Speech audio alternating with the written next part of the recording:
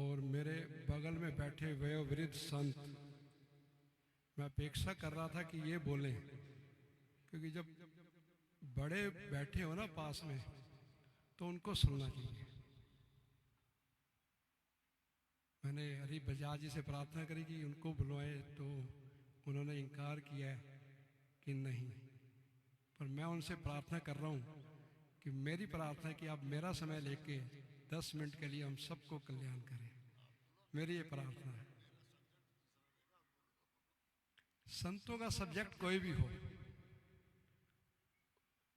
उसमें भाव कल्याण का ही छुपा होता है। ठीक कह रहा हूं, गलत कह रहा हूं? बीज कैसे भी धरती में गिरे, सीधा गिरे उल्टा गिरे, जब वो अंकुरित होता है तो पेड़ सीधा निकलता है या टेढ़ा? तो संत कुछ भी बोले, गृहस्थी का कल्याण ही है। फिर प्रार्थना करता हूं आपसे कि आप हम सबको निहाल करें।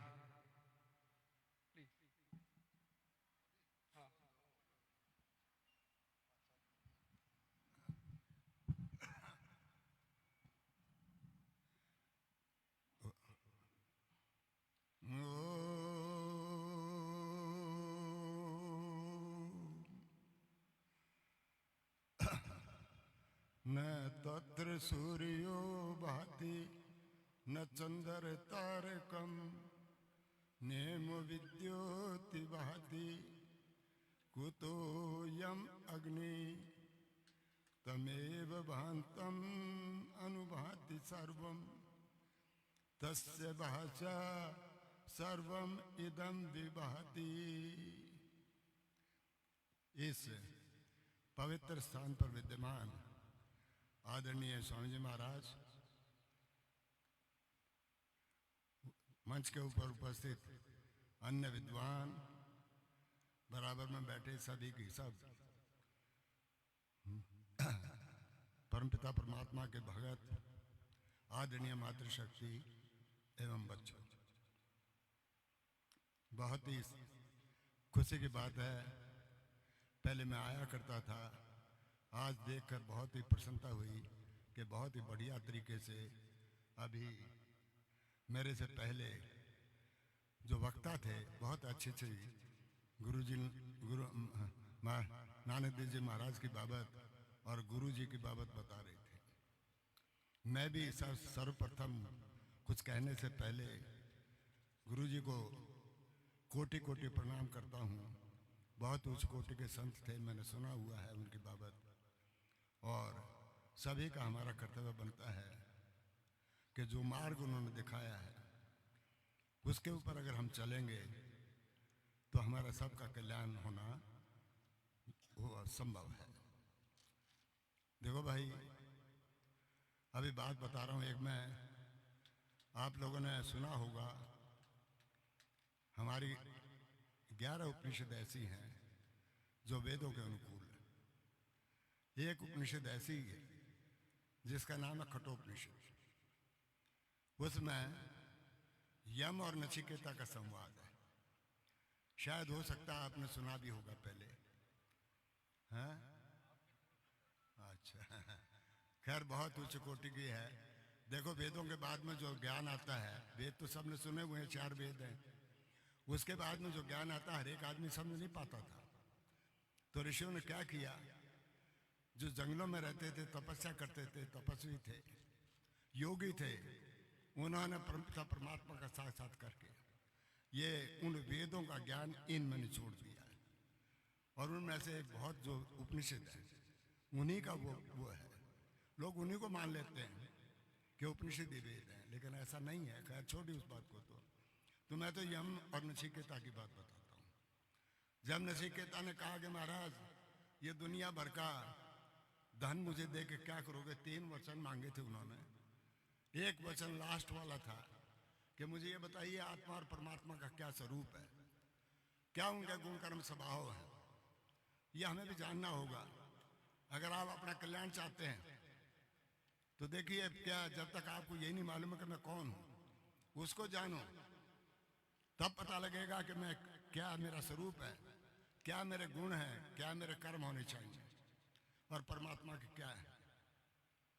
तो मुझे वो ज्ञान चाहिए, ना कि ये धन चाहिए।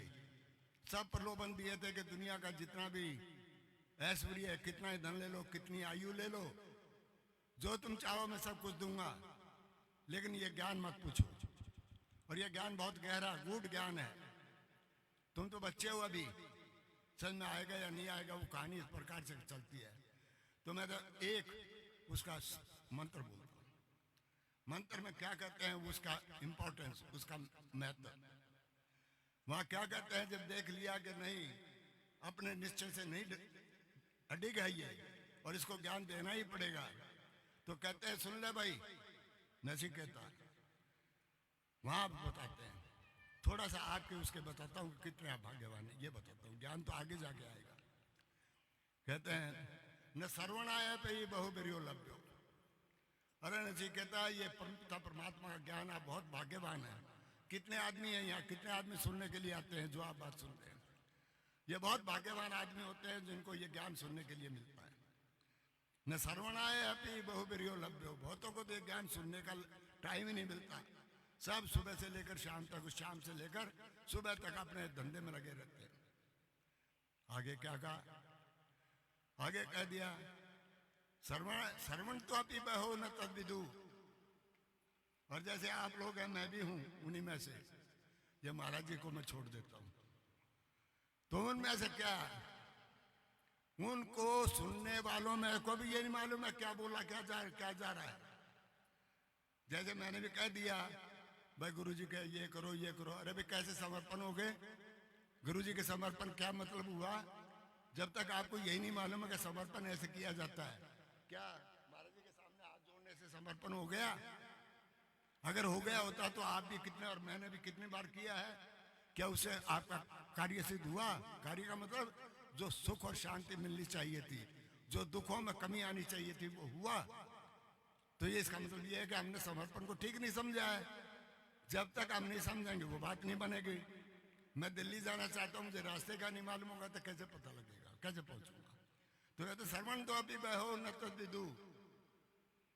और नचिकेता, इस बात को सुनने वालों में से भी नहीं जानते हैं कि वो क्या क्या है क्या नहीं है। फिर कहा आश्चर्य वक्ता कुशला से लब्धा। और सुन ले भाई अगली बात, जो इस आत्मा परमात्मा की बात करता है, जैसे ही स्वामी जी बैठे वो बैठे हैं और अभी आप महात्मा जी भी बोल रहे थे, तो इनका क्या आप भी होंगे। आश्चर्य वक्ता कुशला से लब्धा। नचिकेता, इस ज्ञान की बात करने वाला कोई कोई हुआ करता है। जैसे हम सब बैठे हुए हैं, 100-200 के करीब आदमी होंगे। कितने आदमी हैं जो ऐसे दूसरे को ज्ञान बता सकते हैं? और फिर आखिर में तो निचोड़ कर दिया है, मतलब करक्स ऑफ द मैटर वो यहाँ आ जाता है। कहते आश्चर्य ज्ञाता कुशला से लब्धा। और भाई नचिकेता, उस परम पिता परमात्मा को जो सही ढंग से जिसका साक्षात्कार हो गया है, जिसने देख लिया उस परम पिता परमात्मा को, कैसा उसका गुण कर्म स्वभाव है, कैसा उसका स्वरूप है, क्या उसके कर्म है, वो तो धन्य हो जाता है। वो तो कोई कोई हुआ करता है, उन बोलने वालों में से भी कोई कोई हुआ करता है। इसी का एक श्लोक मंत्र बोल के मैं खत्म करता हूँ। फिर कहते हैं कि सुनो भाई, जब उस परम पिता परमात्मा का अगर साक्षात्कार हो जाएगा तो क्या होगा, क्या मिलेगा? क्योंकि जब तक हमें ये नहीं मालूम होगा कि ऐसा काम करने से हमें ये फायदा होगा, हम संसार में कोई काम नहीं करेंगे। महर्षि गौतम का सूत्र आता है, वहां क्या कहते हैं, प्रयोजन अनुद्देश्य मंदो अपनी न वर्तते। बहुत से आप में से पढ़े हुए हैं, अगर वो पर्पज नहीं है किसी काम के करने का, मेरा कोई एम नहीं है, उसकी तरफ कोई आदमी काम नहीं करेगा। तो ऐसा उन्होंने कहा कि जब तक तो कोई पर्पज नहीं होगा, हम कोई काम नहीं करेंगे, तो परमात्मा के पास में यहाँ आने से फायदा क्या हुआ? आपको होगा भाई मेरा धर्म है। भाई धर्म किसे कहते हैं? इसका मतलब मुझे उसका काम करने से ज्ञान होगा, सुख शांति मिलेगी और भव सागर से पार होऊंगा। तो वहां कहते हैं नित्यो नित्य नाम चेतन सो चेतना नाम। सुनो भाई, निश्चय कहता वो परमात्मा कैसा है? नित्यों का नित्य है। और जो चेतन है, जैसे ये जड़ है, ये जड़ है, इसमें मैं बोल रहा हूं तो बोलोगा, नहीं तो अपने आप नहीं करेगा। कार जड़ है, खड़ी है, अगर आप चलाएंगे तो चलेगा। आप यहाँ आए हैं, तो यहाँ आप जो है आत्मा की वजह से अगर शरीर आत्मा निकल जाएगी तो कुछ नहीं हो सकता। तो कहा नित्य नित्य नाम चेतन सो चेतना नाम एको बहु नाम यो विधाति का मान। और वो परमपिता परमात्मा एक होते हुए भी इस सारे संसार का कैसे फुलवाड़ी लगी हुई है। ये सूरज बना दिया, चांद बना दिया, तारे बना दिया, आसमान बना दिया, पहाड़ बना दिए, पता नहीं क्या क्या समुद्र बना दिया। आप लोगों को हम लोगों को ऐसी ऐसी शक्ल बना दी कि संसार में कोई किसी की शक्ल नहीं मिलते। पता नहीं कितने उसके पास सैंपल थे। एक सेकंड बस। अब वहां क्या कहते हैं अगले में, आगे कह दिया फिर क्या होगा, तम आत्मस्तम ये अनुपश्यंति धीरा। जो आदमी उसके दर्शन कर लेता है, साक्षात कर लेता है, उसको समझ लेता है, उनको क्या फायदा होगा सुन लो। वो हमारे लिए भी, आप लोगों के लिए, सभी के लिए, हम लोगों के लिए ज्ञान दिया है। का तेषाम शांति शाश्वती न इतरेषाम। ये ऋषियों की बात बता रहा हूं। कहते हैं उन्हीं को हमेशा हमेशा के लिए सुख और शांति मिला करती है, बाकियों को नहीं मिला करती है। तो सत्संग उस ज्ञान को प्राप्त करने का एक साधन है। उस परमात्मा को देखना आप बहुत भाग्यवान है। ओम शांति। स्वामी जी ने गागर में सागर भरते हुए जो उपदेश दिया है, संदेश दिया है, अगर हमने ध्यान से सुना है तो मनन भी करें। पावन गीता में एक प्रसंग के माध्यम से दुर्योधन से पूछा किसी ने, इन्हीं की बात को मैं आगे बढ़ा रहा हूँ कि भाई आपके सामने गोविंद खड़े हैं, दुर्योधन, पांचों भाई धर्म के रास्ते पे चल रहे हैं और तुम हो अधर्म के रास्ते पे चल रहे हो। ये क्या है? ये जिसके सामने गोविंद खड़े हैं उसको समझ नहीं आ रहा कि मैं क्या करूं, और हम तो किसी खाने में भी नहीं है। तो दुर्योधन क्या कहता है, बड़ी समझने लायक बात है जो कि आज वर्तमान में लागू भी होती है। वो कहता है देखो मुझे मालूम है कि मेरे पांचों भाई गोविंद के साथ हैं और गोविंद जैसा मैं सुनता हूँ कि साक्षात हैं, अवतार हैं, निरगुण से सगुण रूप में आए हुए हैं, लेकिन मैं क्या करूं, उधर मेरी प्रवृत्ति नहीं जाती। मैं चाहता हूं कि मैं भी इनके साथ चलूं, लेकिन मेरा अंदर का जो अहम है, अहंकार है, मेरे जो विकार हैं वो मुझे इधर नहीं आने देते गोविंद की तरफ। मैं महत्वाकांक्षी हूँ, मेरी एक अपनी कामनाएं हैं, वो मुझे आगे नहीं बढ़ने देती। मेरी निवृत्ति नहीं होती कि मैं इन सबको छोड़ करके गोविंद के पास जाऊँ। मैं गोविंद को नहीं मानता। मेरे लिए तो योगेश्वर है, सब कुछ है, लेकिन जो भगवान पांडव मानते हैं मैं नहीं मानता। ऐसा दुर्योधन के माध्यम से सुनाया गया। आज हम भी वही हैं, मेजोरिटी हमारी आज भी दुर्योधन वाली है। 5 पांडव तो पूरे ब्रह्मांड में शायद मिल जाएं देखने को, लेकिन दुर्योधन तो घर घर में है। हम अपने घर को नहीं संभाल रहे, समाज को कहाँ संभालेंगे, पूरे संसार को कहाँ संभालेंगे। इसलिए प्रयास करें, जो महावाक्य निकलते हैं महापुरुषों के पावन उपदेश संदेश के माध्यम से अपने जहन में उतारें और चलने का प्रयास करें। सत्संग इसलिए ही करवाया जाता है। मैं प्रार्थना कर रहा हूँ पुनः खाकी शाह जी से कि 5 मिनट के लिए, 7 मिनट के लिए, क्योंकि इन्होंने अपना समय इनको दिया तो थोड़ा सा दे देते हैं, आधा समय दे देते हैं। खाकी शाह जी। ओम।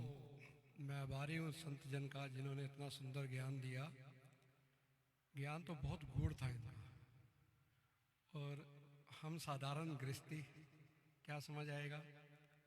तो समर्पण के ऊपर जब इन्होंने कहा कि हम मथा टेक लेते हैं और समर्पण कह रहे थे, क्या समर्पण हो जाता है? वास्तविकता है यही है कि नहीं होता। लेकिन एक बात बताएं, आप जब हरिद्वार जाते हो टिकट बुक कराते हो नहीं कराते, रिजर्वेशन कराते हो, और कितनी टेंशन रहती है कि जल्दी टाइम से पहुंचे और ट्रेन कहीं छूट ना जाए। मान लो 3:20 की जन शताब्दी चलती है तो कोशिश करते हो कि आप लेट से लेट 3:15 तक, 3:18 तक पहुंच जाते हो और ट्रेन में बैठ जाते हो। जब ट्रेन में बैठ जाते हो जब कोई चिंता रहती है? सब यहीं पे हैं या कहीं और घूम रहे हैं? शरीर सबके यहीं है। मैं थोड़ा सा हट के बोलता हूं,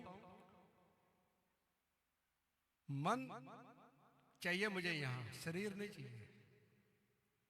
क्योंकि पावन गुरबानी में यही आता है, मन बेचे सतगुरु के पास, तिस सेवक के कार्य रास। तो जब हम ट्रेन में बैठ जाते हैं, अपनी सीट पे बैठ जाते हैं, तो कोई चिंता रहती है? हैं जी? नहीं रहती। क्यों नहीं रहती? कि आप अपनी जो सीट नियत थी उस पर बैठ गए। अब आप इधर घूमो उधर घूमो, इधर देखो उधर देखो, कुछ भी सोचो, ट्रेन आपको उसी जगह पहुंचाएगी जहां आपने हरिद्वार जाना है या कहीं और पहुंचाएगी? वहीं पहुंचाएगी ना। समर्पण ऐसा ही है। महाराज जी अपने उपदेश में कहते थे कि किसी ने हरमिला भवन आना है और उसे ये नहीं पता कि हरमिला भवन है कहाँ। हरिद्वार स्टेशन पे उतरेगा, रिक्शे वाले को बोलेगा कि मुझे हरमिला भवन में जाना है। हम उसके रिक्शे पे बैठ जाते हैं, फिर हम चलते हैं। कौन चलता है? रिक्शे वाला चलता है ना, उस रिक्शे को चलाता है। और बीच में बारिश आ जाए तो क्या करता है? खुद भीग जाता है और हमें बचा भी देता है और हमें हरमिला भवन में पहुंचा देता है। तब आप क्या करते हो जब रिक्शे में बैठ जाते हो? प्रयास करते हो हरमिला भवन पहुंचने का? नहीं करते ना। समर्पण ऐसा ही है। मन दे दो अपने सतगुरुदेव भगवान को। कल्याण तभी होगा जब मन, क्योंकि हमारे पास कुछ नहीं है, तन गंदा है, धन साथ नहीं लेके आए, और हमारे पास बचा क्या? मन। और मन का ही सारा खेल है। तो मन बेचे सतगुरु के पास, तिस सेवक के कारज रास।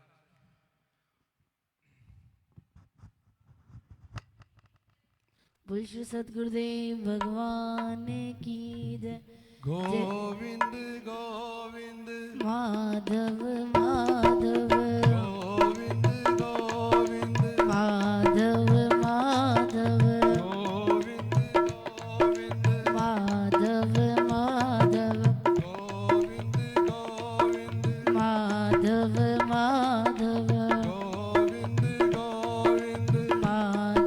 माधव गोविंद गोविंद माधव माधव गोविंद गोविंद माधव माधव गोविंद गोविंद माधव माधव गोविंद गोविंद माधव माधव गोविंद गोविंद माधव माधव गोविंद गोविंद माधव माधव गोविंद गोविंद माधव माधव गोविंद गोविंद माधव माधव गोविंद गोविंद। माधव माधव।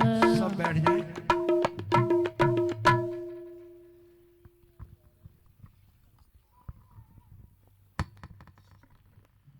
तो मन देना है सतगुरुदेव भगवान को। तन गंदा है, धन साथ लाए नहीं, यहीं से लिया यहीं छूट जाना है। प्रारब्ध के कारण आया, प्रारब्ध के कारण ही चला भी जाएगा। तो मन। महाराज जी पंचशील की बात करते थे, उन्होंने पंचशील लिखे थे हमारे जीवन का कल्याण करने के लिए। बोलो सेवा, सिमरन, सत्संग, संयम, साधना या सादगी कह लो। महाराज जी कहते थे इन पंचशील पर आप अमल कर लो, और साथ में जीवन पतन के 5 कारण भी बताते थे। जब मैंने ये सुना था जीवन पतन का कारण, तो सबसे पहले मेरा काम क्या था कि मैंने घर से टीवी निकाल दिया था। क्योंकि महाराज जी कहते थे व्यर्थ दर्शन, व्यर्थ श्रवण, व्यर्थ चिंतन, व्यर्थ भ्रमण, इसको छोड़ दो, तभी जीवन का कल्याण होगा। क्योंकि जो सेवा, सिमरन, सत्संग, संयम और सादगी जो तभी आएगी जब हम व्यर्थ को अपने अंतर से निकालेंगे। दूध उबालना हो, दूध डालना हो बर्तन में, बर्तन गंदा तो दूध डालते हो? नहीं डालते ना, क्योंकि आपको पता कि ये खराब हो जाएगा। तो क्या करते हो? पहले बर्तन को साफ करते हैं, फिर दूध डाल के उसको उबालते हैं। ऐसे ही नाम जो हम लगातार चर्चा कर रहे हैं, नाम जपने का लाभ भी तभी होगा जब हमारे हृदय में, महाराज जी कहते हैं, काम, क्रोध, लोभ, मोह, अहंकार सब में रहते हैं, न्यून या अधिक। राग, द्वेष, ईर्ष्या, घृणा, निंदा, चुगली, वैमनस्य, ये हमारे खुद के पैदा किए हुए हैं। अगर ये हमारे हृदय में हो तो हम जो नाम जपेंगे उससे हमारा कल्याण होगा? कभी नहीं होगा। और नाम है क्या? नाम है हमारे हृदय की सफाई करना।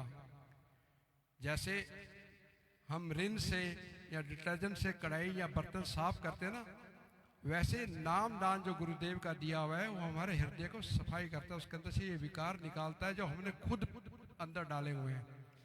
और जब हृदय साफ हो जाता है, स्वच्छ हो जाता है, फिर कौन आते हैं? फिर तभी सदगुरुदेव आते हैं। तो ज़्यादा समय ना लेते हुए संत विराजमान है, महाराज श्री भी आ गए हैं और मुझे तो कुछ विशेष बोलना आता भी नहीं है। जो भी आपको सुनाया मैंने अपने गुरुदेव से सुना, वही आपको थोड़ा बहुत सुना दिया। तो मैं आगे के लिए जो संत बैठे हैं उनसे भी प्रार्थना करूंगा कि अब वो अपने वाणी से हम सबको कृतार्थ करें। ओम ओम ओम। सच्चिदानंद घन भगवान की जय। जिनका था इंतजार, मन हो रहा था बेकरार, दर्शनों के से हम कर रहे हैं, बैठे हैं हमारे सामने हमारी सरकार। महाराज जी कल से आपका इंतजार कर रहे थे कि महाराज जी आएंगे, महाराज जी आएंगे। महाराज जी आ गए। भगवान की जय। संत जब आते हैं मन एकाग्र अपने आप होने लगता है। अभी काकी शाह जी महाराज जी के सूत्र सुना रहे थे। मन के ऊपर महाराज जी एक भटका हुआ युवक आप जी के आश्रम में आ गया, ऐसा समझ लो। तो उन्होंने कहा क्या करोगे तुम आकर के? कहा जो कहोगे वही सेवा करूंगा जी। तो उन्होंने कहा अच्छा तुम रसोई घर में सेवा करो, बस झाड़ू लगाओ, बर्तन मांजो, शुरुआत तो यहीं से होती है। तो वो लग गया जी। सत्संग हो रहा होता है, वो बाहर नहीं निकलता,